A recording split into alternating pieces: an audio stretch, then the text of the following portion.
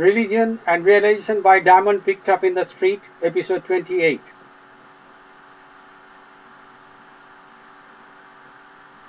Diamond's yogic interpretation on Sri Ramakrishna's metaphors from the Gospel of Sri Ramakrishna based on his own lifelong divine realizations. 78. The pillow and the pillowcase.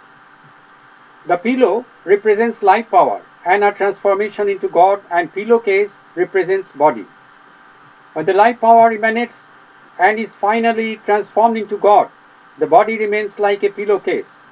This condition of the body has been stated by Thakur as dried up coconut or betel nut in a cell. God has separated himself from the body.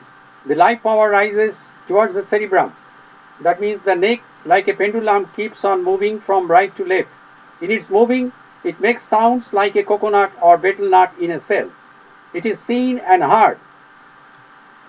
This is called Brahma Vidya, the cult of transforming the life power into tangible God in the body, in different sportive forms and in different stages. The inward transformations taking place within make their expressions over the body, and they are distinctly visible. They were so seen over the bodies of Sri Chaitanya and Thakur in the state of Bhava, half transformation of life power into God, and Samadhi, complete transformation of the life power into God. This Brahma Vidya, supreme culture, has got its own peculiar aspect. If the man who has attained the supreme cult is asked, "Sir, does God separate from the body?"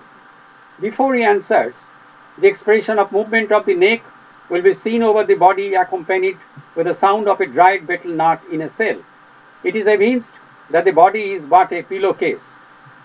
79. The seventh plane of the devotee, where God has manifested in full measure, is his particular drawing room. This drawing room of God is revealed in a different way in two different planes. One, in the fourth plane, and two, in the seventh plane. 1. In the fourth plane, it is seen that the whole outer world is besmeared with God's light.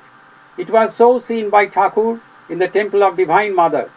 On whichever side he was casting his eyes, he saw God's light pervading all the articles, the doorsteps, the door, the walls, the pots before him, and the image of the Divine Mother. If this God's light is not seen in the outer world pervading everything which comes within sight, then God's light cannot be seen within the body. 2.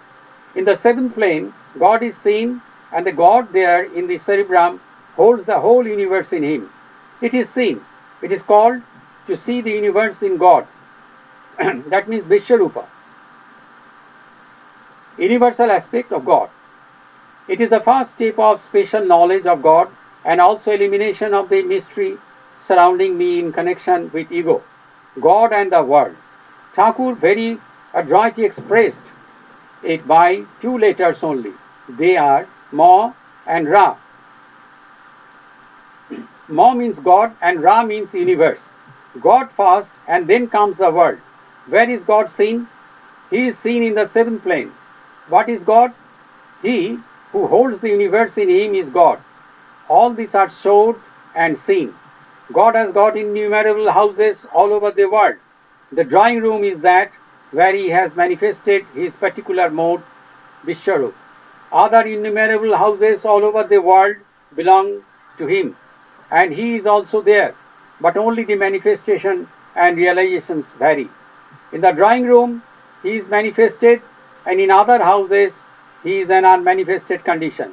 The devotee is fully aware that God has manifested in him, but it does not stop there. It gives publicity.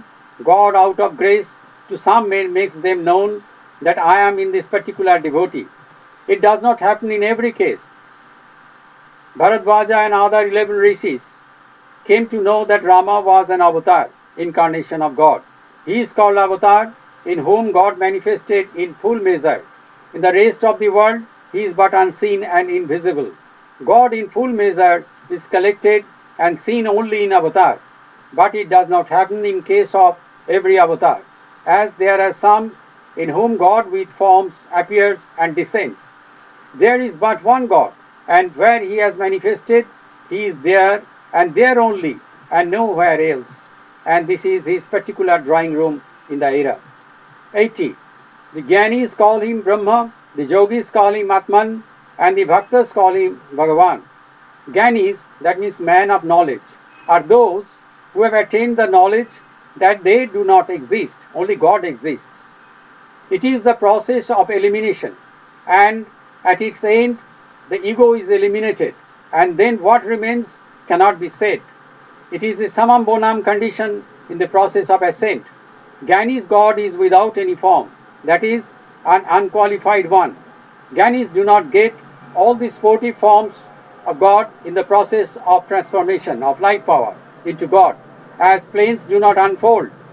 Yogis are those in whose body the process of transformation takes place and it is seen. They call God Atman as he has grown out of the body and in the body. Atman means that which grows out of self in the form of light. Bhaktas are those whose God holds the universe within him. It is special knowledge of God, and this is the first phase of attaining the stage of a bhakta. The final stage of a bhakta is to get the manikin, that means Manus Ratan within him. The Atman of the yogis, Bhagavan of the devotees, and Brahma of the men of knowledge are but one God in the body in the way of the ascent in three different stages. Atman is seen in the seventh plane in the first stage. God the preceptor shows Atman and he flattens in the end like a bunch of paddy. Bhagavan is the stage of God when he holds the universe in him. Brahma is that condition of God when nothing can be spoken of him.